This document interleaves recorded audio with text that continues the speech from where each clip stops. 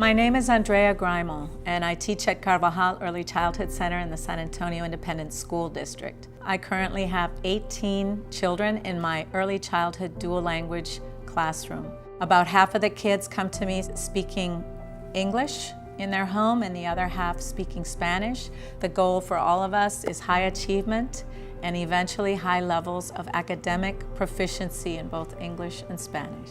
In early childhood, we are the first stop on this educational journey that our kids are going on.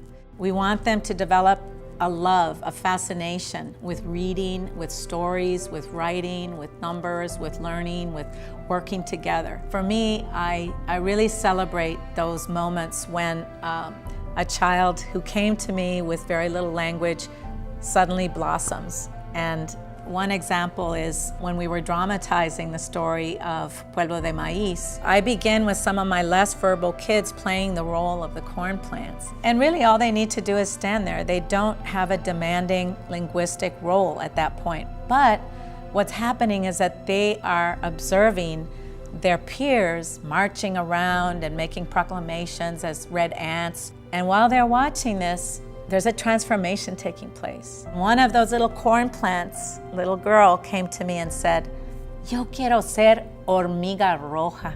I want to be a red ant." She could have just marched around because that would be the nonverbal red ant, and that would have been fine. But no, she used one of our target vocabulary words, which is the word for greedy, envidiosas. Well, this little girl got on her red ant suit and her little antennas, and she marched and she started saying, "Somos las hormigas rojas. Somos muy envidiosas." She used that target word.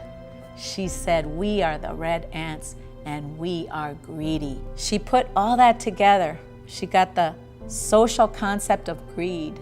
She got the word for it. She was completely in character, in context. What power. The basis of literacy and literature is a love of stories. So if we can connect our children to their own stories and their families' stories, then we're really going to engage them in a joy for reading. The most important thing for us is to really know our kids and know their families. It's a great honor. It's a great honor to be recognized for teaching in public schools because I know that I represent a multitude of talented teachers here in our district.